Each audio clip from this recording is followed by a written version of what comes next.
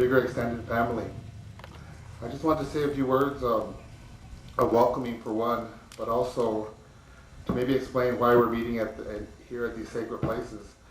In our travels with Don Alejandro, with the gatherings that have been happening, they talked about this gathering that was held every 108 years up here in this sacred diamond, surrounded by these four sacred mountains here where we stand.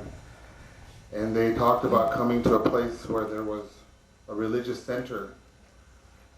Nave Pueblo was a very religious place, and there was thousands of people there. And it got reduced to several hundred people. So we lost a lot of our ancestral knowledge, a lot of our elders there.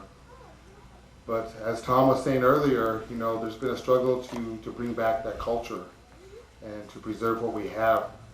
And the elders from north, and south and central wanted to come here to have this gathering to bring that awareness back together.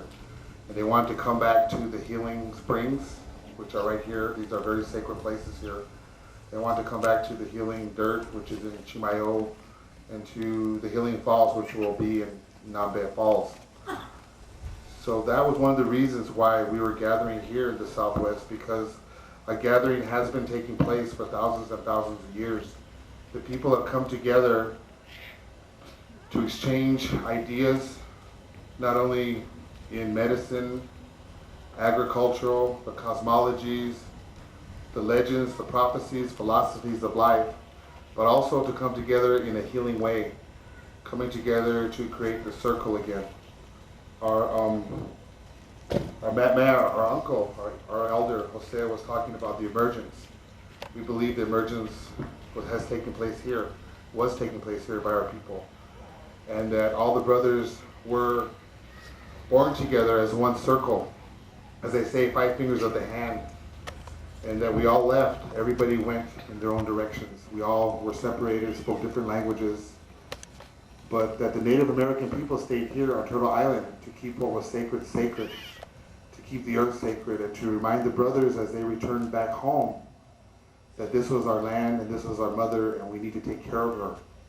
And we need to preserve everything that we have, all the blessings we've been given. We need to preserve this for the future, for our children.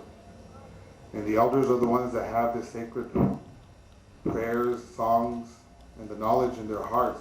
It's in our DNA. They're trying to reawaken it in all of us. In past times, our culture was, our elders taught us through oral history. Our history is passed on orally. We used to sit by the fireside in the wintertime. After supper with the elders and uncles and grandparents, they would tell us about our history. They would tell us about the sacred things. They would tell us about the stories and why we're here and how we should treat each other. Those stories went on in the wintertime after everybody was together. We don't have that anymore. We don't have our family. We don't even have our elders anymore. All my grandparents and my uncles and aunts, they all have gone. And there's a few left that are trying to help me to understand what it is we need to do. But all those things are gone. Our children are not at the table anymore with us having dinner. Our elders aren't there either. It's a heartbreaking thing to look back and see that is permanently almost gone. And how are we going to teach our children in the future? And how are we going to pass these on? When are we going to get the elders together so that we can all pray together and they can show us an insight to a world that has almost disappeared? And that's very hard to do. When my mother was alive, there was this book that was written. It was called The Tewa World by a very brilliant man, Alfonso Ortiz. And he wrote this book, and there was a lot of disturbance within the tribe because that was our sacredness that he was writing about. Now I look into the future, and my mother was telling me, when she was alive, that maybe it was a good thing, because now that is what her grandchildren or her great-grandchildren are going to have to look at and read to find out what it is to be a Tewa nowadays, and what it was that it meant to be back in those days. And what do we have now that is going to teach our future, our children? And maybe it's that book that might help us. The sand paintings of the Navajo, when they were put permanently on as sand paintings, that was a great disturbance too. So these elders are looking at those things, like how do we preserve this? And one of the things that we've done is to get a really beautiful crew together for all of us here so that they can document what is taking place right now. This crew has been more than generous in their efforts, in volunteering, in coming together in respect, in talking to us and talking to the elders and trying to get advice, and to do this in a beautiful, respectful way.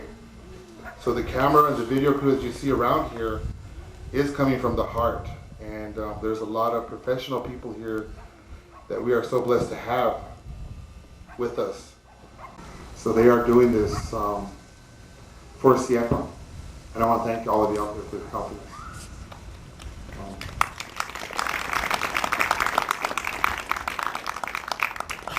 Thank you very much. And I just want to welcome all the people here to the beautiful land here. And in our way, the Pueblo people say, welcome into our home, and we will try to take care of you. Ever need anything, ask us, and we're here to serve you. So thank you very much. Kuntawa.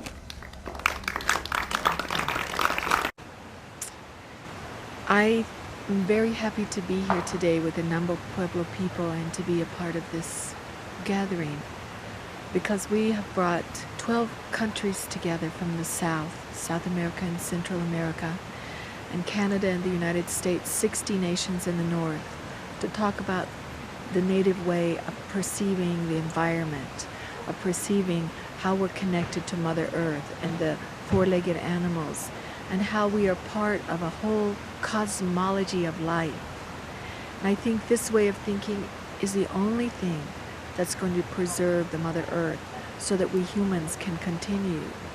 Because if we continue consuming and polluting and thinking that we're superior, then this house of cards is going to fall. So that's why I'm here. I'm here from the words of my father, who was an indigenous person, who taught me from the time I was a young woman to talk to the animals, to praise the earth, to look at the stars at night and know that we're part of the family. I'm trying to raise my daughter in the same way. She is a young woman who is an artist and who talks about the future for the young people. We talk about 7 generations, that we take no action unless we think 7 generations for our grandchildren, our great-grandchildren, our great-great-great-grandchildren. This kind of thinking needs to be transmitted to every government, every business, every individual family and home, because this is what's going to change things. The personal involvement, the personal connection. So my daughter may have something to say for the young people.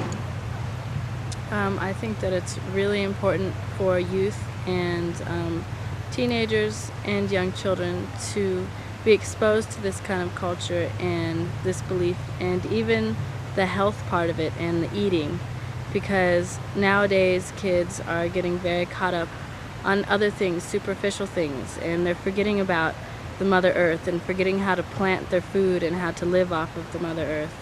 And so I think that gatherings like this really help youth and their families to kind of get a better sense of what nature is about and what community and spirituality is about. So that's basically